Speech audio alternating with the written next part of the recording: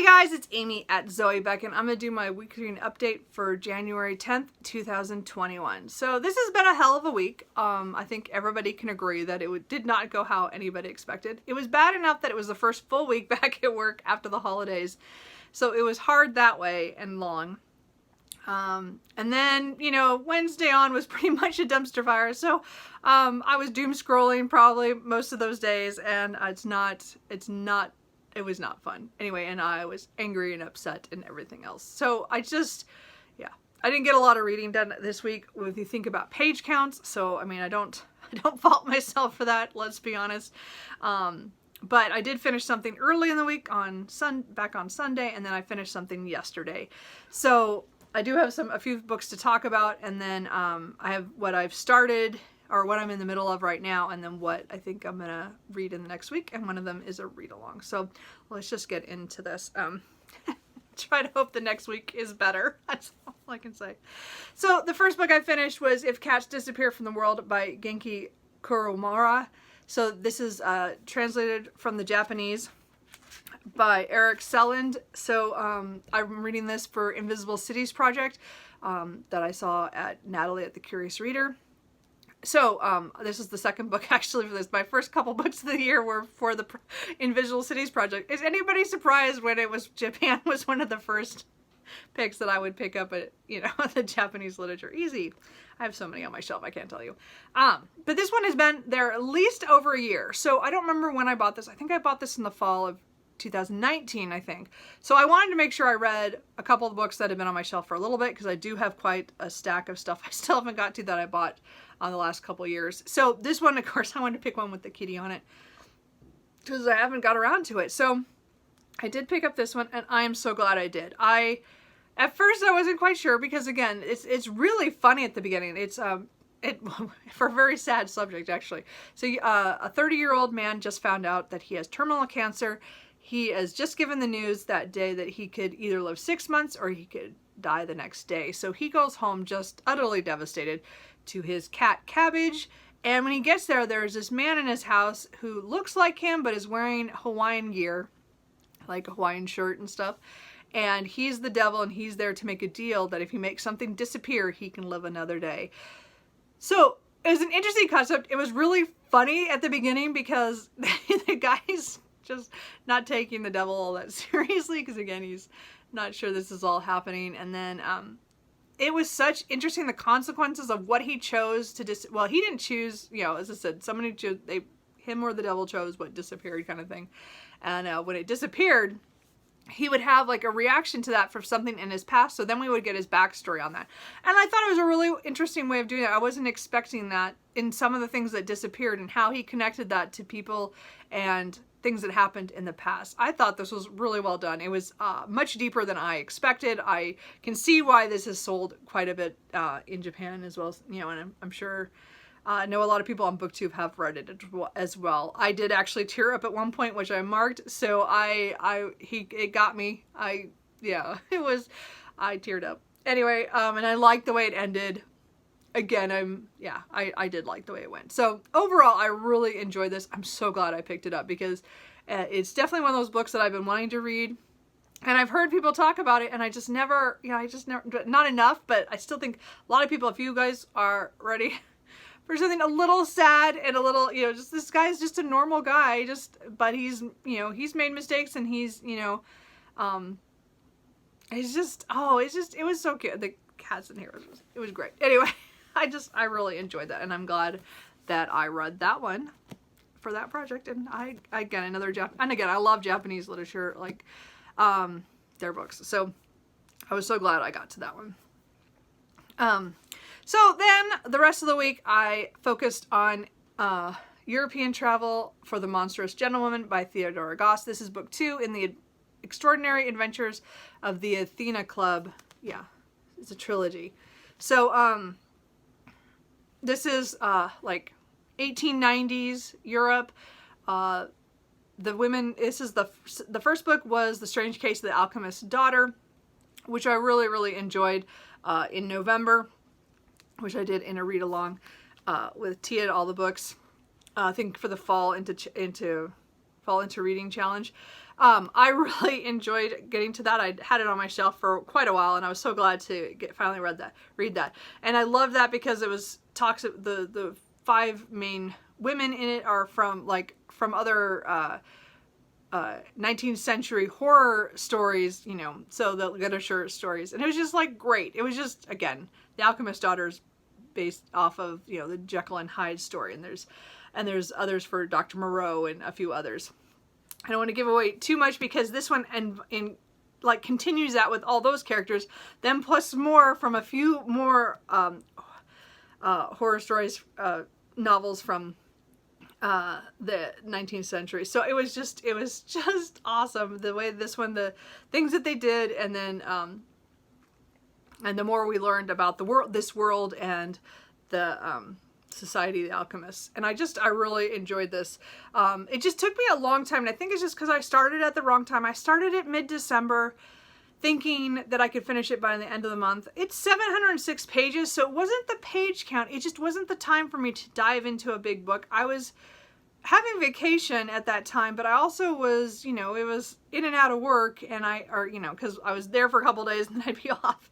And I don't know, my mind just was like, I read a lot of short things, so I read like 8 or 9 books between starting this and ending it. And I also started another book that I got partway through that was another big book that I should not have picked up at that time. But so I'm glad I returned to this. I'm glad I gave myself the time to come back to it, and I gave it this week to get through the last 500 pages. And I'm glad I did. It took me all week due to everything going on in the world, or at least here in the US. And so I'm glad though that I finished it yesterday. I liked the way it ended. And of course now I gotta buy the 3rd book. So I don't own the 3rd book. And so I'm on that dilemma of, I'm trying not to buy too many books, but I'm like, if I buy the 3rd book, then I've finished a series. So I think I'm gonna buy the 3rd book. But well, I don't know, probably later today. I haven't let myself do it yet, but I do have some Christmas money that I could say is for that, but I don't know. But so I'm probably going to pick up the next one, which is the Sinister, I don't remember what the 3rd one is anymore. But anyway, I'm going to pick that up, and the Sinister Mystery of the Mesmerizing Girl. So I do want to pick that up. I'll probably buy it later today. Not that I'll probably read it in the next couple months, though. I want to try to make sure I don't take too long to read it, because I want to finish the series out. So then let's talk about the books I'm in the middle of. I'm in the middle of my reread of The Warden by Anthony Trollope. I am reading this with a read-along on Instagram. It's doing the Barsetshire series this year. So I thought it was going to be like 1 a month, and I was like getting kind of panicky. Some of those books are kind of big, but only the first book is 1 month. So The Warden, I've already read before. I read about 2.5 years ago. So I'm just rereading it because I want to get back into this world, and I am enjoying it. I read the first couple chapters, 1 a day, and then, you know, the world went to hell and I stopped. Anyway, so I will probably pick this up again today and try to get back on my 1 chapter a day, because there's like 23 chapters, I think. So I think I still can make it by the end of the month. I think that's right. Yeah. Well, I might have to double up on a couple days. But I still want to get this done before the end of the month. So, because I'm only like 4 chapters in, I think. Yeah.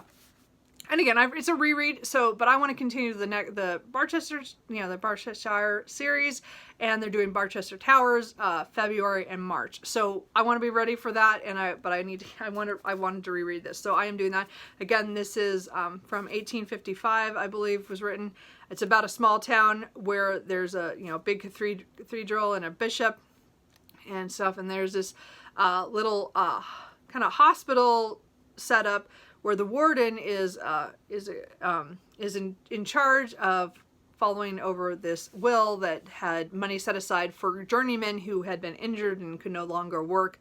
So it's kind of a charity, and he gets quite a bit of money for being the warden, and the people who are, being taken care of may not get as much as some people believe that they should get. So it's a very political thing for the church and this charity and stuff.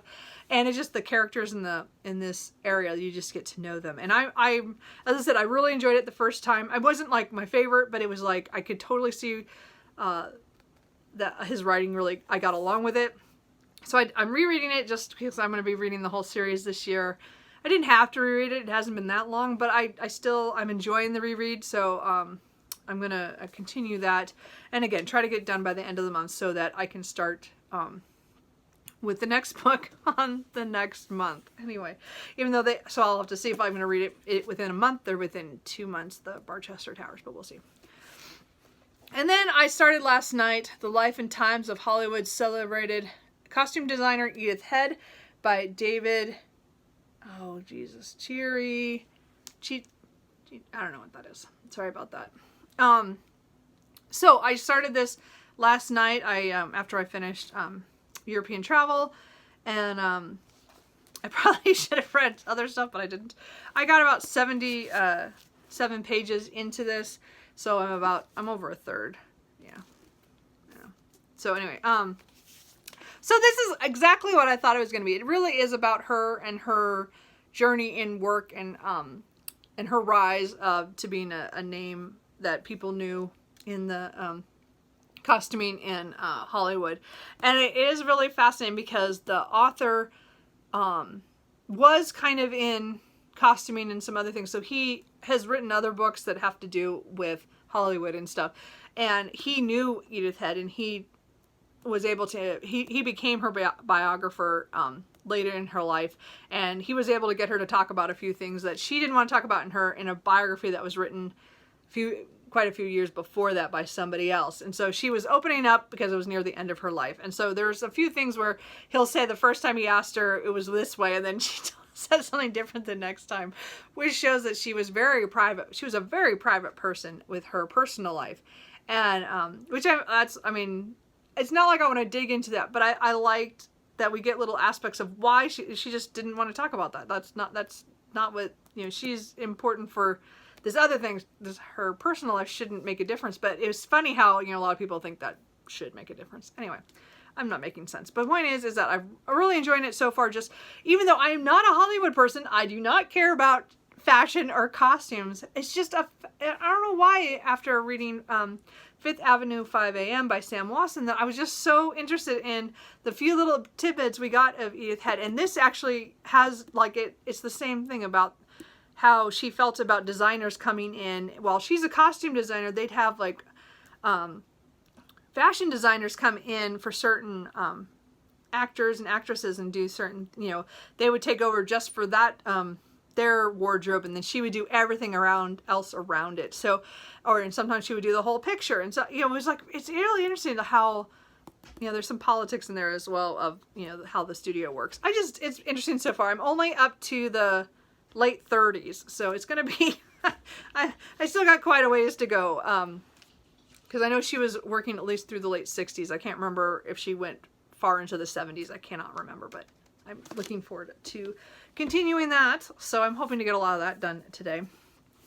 So those are what I'm in the middle of. On Monday, I am joining a read-along put on by Tia, All the Books. And we're going to do As Bright as Heaven by Susan Meisner. So this is a historical fiction book, I think in 1918 Philadelphia. And it has to do with a family that has just recently moved there, and then the Spanish flu breaks out, and how they handle things, and I think what they do to help out during it. So I don't know a whole lot about it. I just hear a lot of people like this book. I bought it last year. So it's definitely a book that I was looking, it's been on my shelf of hey, read me. So when she put up her, when she was talking about certain books that she wanted to see if people wanted to read, this was definitely one I wanted to join in on. So that starts on Monday. I think we're going to read it through Sunday. I think it's about 60 to 80 pages a day. She said it's about 10 chapters. So a day. So, so I'm definitely going to be reading this during the day, doing that, and then also trying to get a chapter of the Warden as well. So we'll see. And again, that's why I'm hoping to get the Edith Head done today, but we'll see. I might have to insert that as well, but these are going to be my primary. And then again, as I said, I'm going to try to finish Edith Head.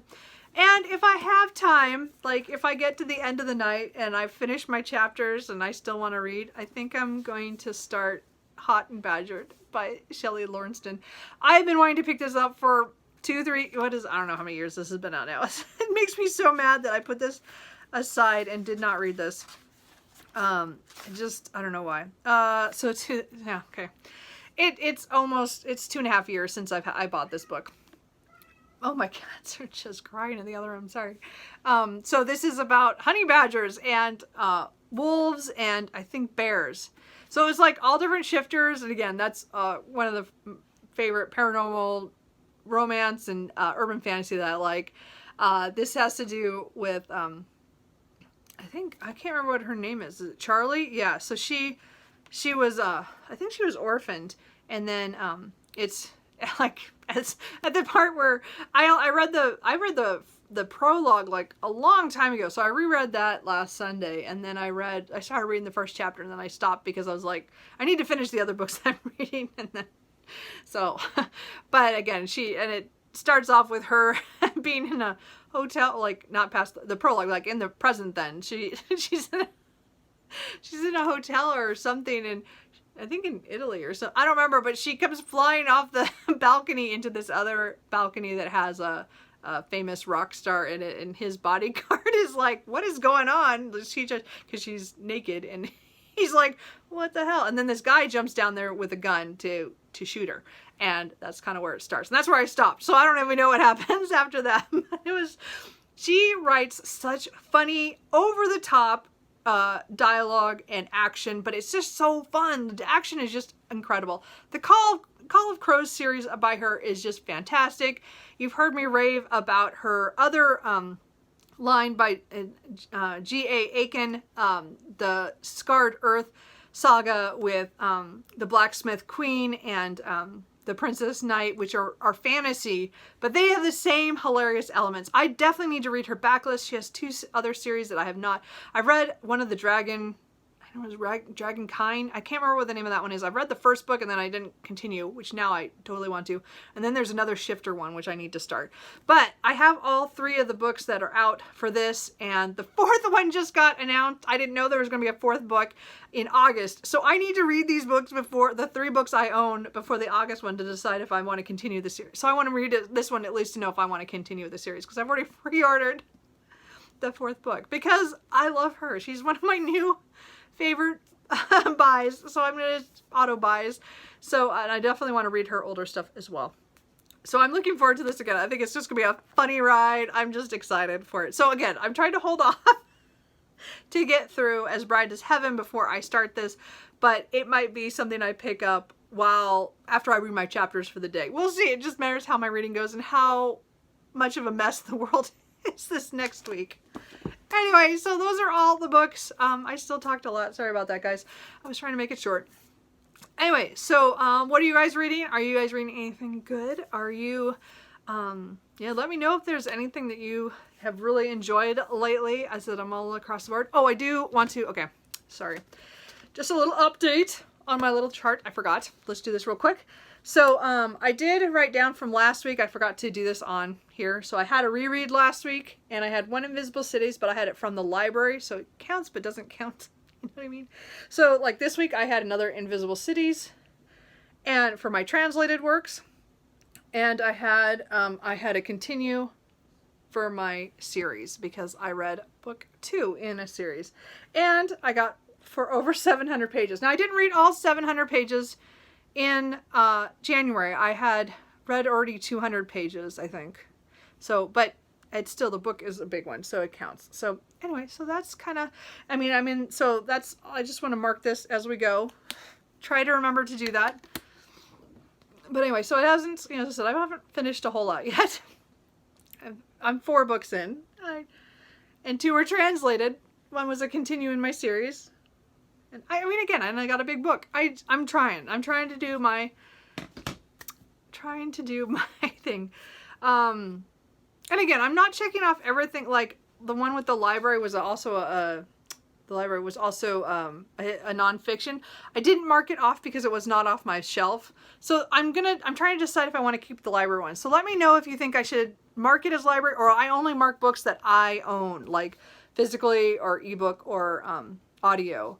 But if I don't own it as a library book, should it be on my chart? What do you guys think? I'm kind of on the fence. I kind of think I should not mark it because it doesn't really count. I don't know. You guys, I mean, again, it counts, but it's not my book. Does that make sense? I don't know. Let me know what you think. Anyway, I will I hope this week is so much better. I have no idea what's going to happen come tomorrow. But hopefully we'll all get through it. And it was a hell week. Anyway, I will talk to you guys later. Bye.